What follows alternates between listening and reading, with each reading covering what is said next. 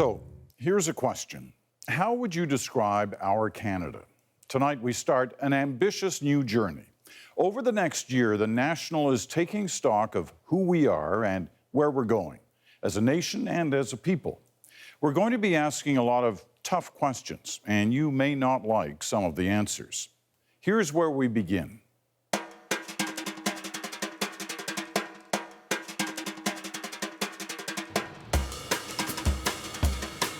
We're a country that will elect a federal government sometime in the next year. It will set Canada's future course.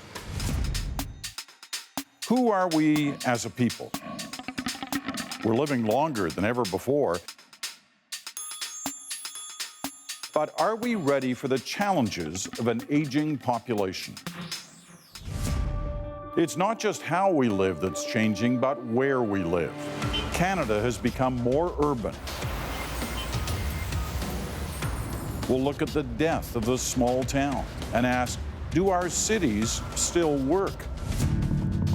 The gap between the rich and the poor is growing, and the face of it belongs to a child. Why aren't we taking care of our children? The way we work, play, communicate, and innovate, from politics to healthcare and keeping our country safe, Canada is at a crossroads. Which direction will we choose? Tonight, the CBC's Duncan McCue kicks it off with what is one of those very tough questions. Are we racist?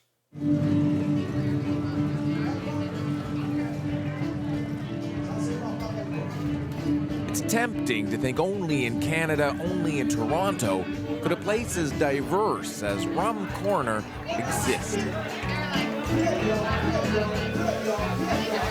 A melange of down-home Haitian food, urban hipster style, patrons every color under the sun. It's the dream of Jen Ag and Roland Jean to create a restaurant like this that expresses their histories, their marriage. The first time the two set eyes on each other, love struck, skin color irrelevant to them and their families. It was no issue for either one of you. No. Race was not an issue. No. Did you ever talk about it? That it might be? No. No, we had other fish to fry. We had like ex-wives to worry about, ex-husbands to worry about. Like we were not concerned about race. Those white kids. And they're not alone. The numbers of mixed-race couples in Canada has nearly doubled since 1991 to almost 5%. In Vancouver, almost 10% of couples are mixed race. It suggests fewer anxieties, more integration, a country where racial barriers are steadily eroding. Exhibit A, Jen Ag. Growing up in a Toronto suburb, she simply wasn't aware of race. Meeting Roland, it was just like, boom, instant attraction. It never occurred to me that I was attracted to a black man. It occurred to me that I was attracted to this person, and we fell in love, and that was that. Did it occur to you that you were attracted to a white woman? Well, he only dates white women. I'm kidding. The market is white. But it wouldn't have occurred to you, like, I don't think. What about you? That I was white. No, you're sexy and handsome. But here, let me interject. Mixed marriages are something I know about personally. I'm the product of one. When my blonde-haired, blue-eyed mother told her parents she was in love with a native Indian, they wrote her out of the will. My grandfather wasn't polite. Your children will be half-breeds, he said. My grandmother extended an olive branch. If they were to wed, it better be in a church. So when I look at this footage, I haven't seen it for a long time. Obviously, it's a wedding, and everyone's all smiles for the camera, but what I see is the body language. I can see how tense, my father in particular, how tense everyone is. It was a taboo, and an Indian marrying a white woman. This was a line that just wasn't crossed back then. It wasn't long before I came along, the first grandchild. That helped smooth over those tensions in my family. But make no mistake, racism back then was real and undisguised.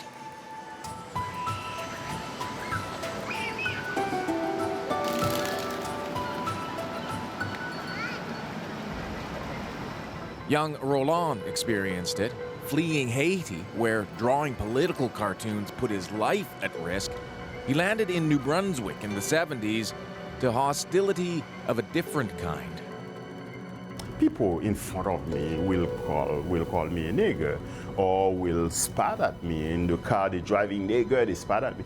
But that never stopped me moving forward.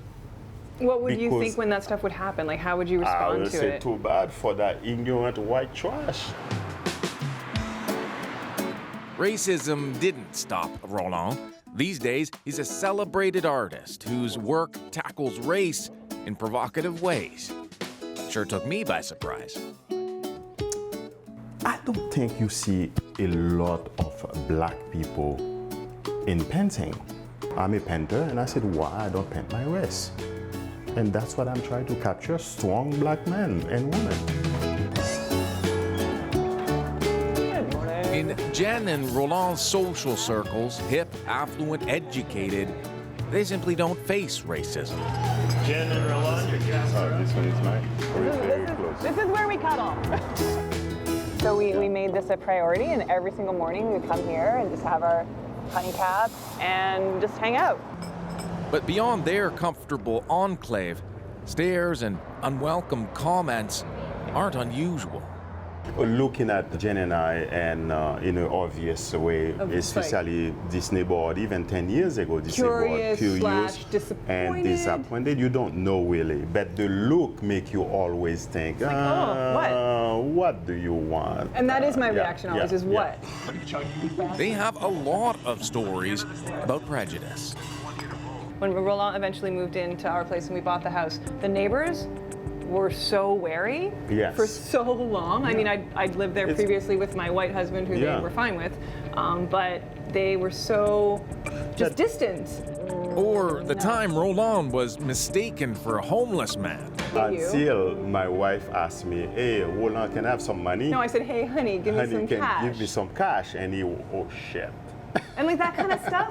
Every- all the time. You guys have a lot of those stories. It's crazy, right? yeah, And oh, like yeah, they're oh, just yeah. starting to come because we're talking about it. It's not like we Yeah. think about it or they're weight Yeah. on us, but shit like that happens Of course, of all the course. time. And again, there might be many who say that those are small indignities. Yes. Yeah, you try suffering them, you know? Like, It adds up to racism from your perspective. Of course, Yes. in Canada, you don't have that debate because we think we're all Have right. what debate? Are we racist? Are we a racist country? So, are we a racist country? It's easy to point to individual minorities who rise to the top, but success stories are tempered by studies such as this one, which found in 2006 men of color in similar jobs as white men earned 18% less. Canadian-born blacks and Aboriginal men face the largest income disparities. In Canada, it still pays to have light skin. Why? Just gonna focus the camera here so that it's on the right spot. Okay, so now I'm gonna start the study and you'll see the faces. In this lab at York University, research suggests overt racism in Canada has been replaced by something harder to see. It's interesting how they always go to the left first, right? Carrie Kawakami is an expert in the psychology of prejudice. In this test, she shows a subject white faces and black faces. The results? White subjects look other whites in the eyes, but rarely make eye contact with blacks. So when you look more at the eyes, we found that you're much better at being able to identify the person later, the individual person. You're much more willing to interact with a person if you feel like you know them by looking into their eyes. But this is happening in a split second, right? I mean, this is the face comes up and it's subconscious behavior. Even though it might happen within the first half a second, we know that downstream that can Tell us whether you might hire a person, your associations, whether you have positive and negative associations with that person, and whether you're willing to interact with that person. So these really early stage processes are very critical. Kawakami knows the extremes of racism in Canada. During World War II, her father lost everything he'd worked for when Ottawa declared all Japanese Canadians enemies and forcibly relocated them to internment camps. But he grew up as a typical Canadian youth, right, an immigrant in Canada. And when he was interned, I think that really changed his world and the way he thought of it. And so, the importance of race, the importance of ethnicity has always been something that I've been clearly aware of. Decades later, her father helped build this friendship garden dedicated to the interned. It's a hopeful gesture, and one might argue racism is a thing of the past. But consider the results of another Kawakami study. But our research actually After witnessing an act of overt racism toward a black man, the majority of white subjects respond with indifference. Our results really kind of suggest that people are really apathetic when they see bad things happen to people that aren't members of their own group. Which you would call racism? Definitely, yeah. I think racism at a very basic level is evaluating and treating people from other categories differently than your own. More than 1,000 at a vigil last night. Amongst the tears, Fontaine, a 15-year-old girl from Seguin The search for missing and murdered Aboriginal women takes to the bottom. Find Tina Fontaine's Pleaded for the chance to drag the river, and now they get their wish. Perhaps nowhere is indifference more evident in Canada than the tragic story of Tina Fontaine. When she was reported missing, there was no manhunt. About a week later, police came across the 15-year-old in Winnipeg's red light district and let her go. Not long after, her body was discovered in the Red River, where police were looking for someone else. She's now a grim statistic, one of almost 1,200 missing or murdered Aboriginal women since 1980. Tina's death prompted this, a group of volunteers to drag the Red River, hoping for any signs of the missing. Now that water's gone down. Hey. Kyle Kimach has been here every day for over a month. A hard snag? Oh yeah. All right. Yeah. Kyle, what kind of stuff have you pulled up? Variety of stuff. Clothes, dentures. Dentures? Yes, partials. Blankets, trees. Right. He quit his job to do this, frustrated because police aren't dragging. Okay, we got a stick. What is it that brings you out here? Nobody has done this. Nobody has done it before, and I believe it holds many secrets, and I'm hoping that my sister's not there, but if she is, I'm hoping that I can get her. His sister Amber disappeared 4 years ago.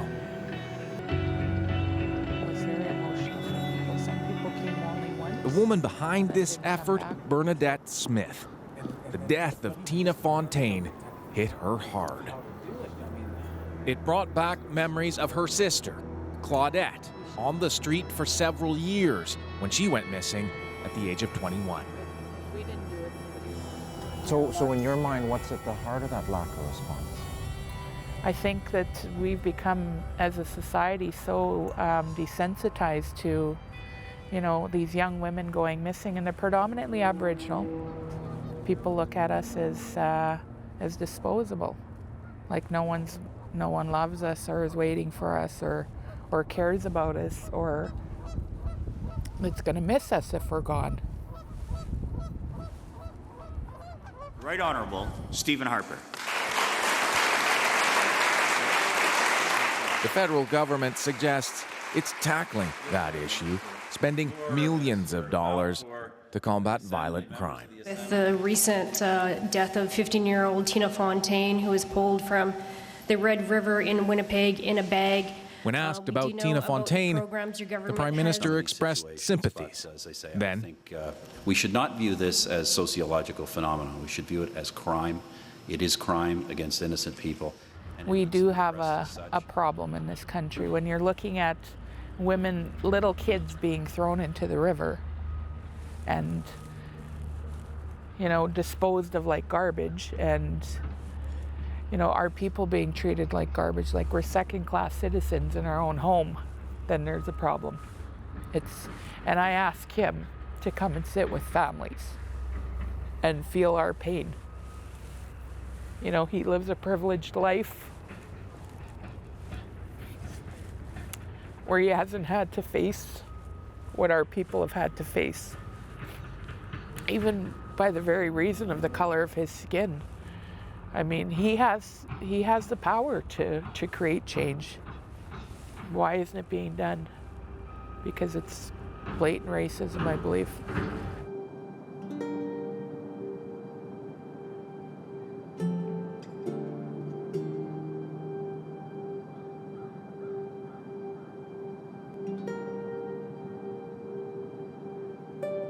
When I look at this river, I think of my wife, my daughter, 4 times more likely to experience violence than non-Aboriginal women. Is Canada like this river? Beautiful on the surface, all our talk of diversity, but lying beneath, secrets, dark and venomous. When we come back, a mashup of race, food, and the truth. It's almost worse than it is in the States because we think we're doing okay.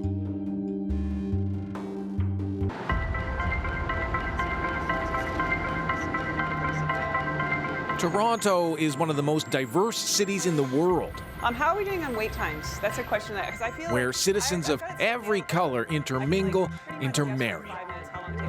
Yet, Jen and Roland suggest we're not colorblind, we're in denial. It's almost worse than it is in the States because we think we're doing okay, because there's this sort of idea that we are tolerant, we are accepting, we are polite, integrated, polite society. But I mean, much the same way that people will stab you in the back while smiling at you, because there's so much hypocrisy in this culture and there's so much passive aggression in this culture, it translates over to how it goes with racism. If in fact Canadians are quietly seething with prejudice, truthful conversation is the way forward. Maybe Rum Corner represents the future, a place where races fuse in beautiful and complex ways. This is a mashup of our cultures and of our love and all of that stuff. Yeah. And we talked about it for so long, and we build it with our bare hands. Like, yeah. I painted those beams, and I built the bar. You built the bar. Yeah. Like, we built this place together, and it was amazing. And Roland painted the mural and all the stuff that happened here. I feel like this place is touching on something that's a cultural movement, and I feel the rumble. If that rumble is a changing Canada, it starts by admitting we need to talk about race, not ignore it. Duncan McCue, CBC News, Toronto. CBC News would like you to join the conversation on social media. You can use the hashtag #MyExperienceWithRacism to send in and share your stories. And as we mentioned, this is just the start of what is an ambitious new project for the National. Over the coming months, we'll be posing more questions about our Canada.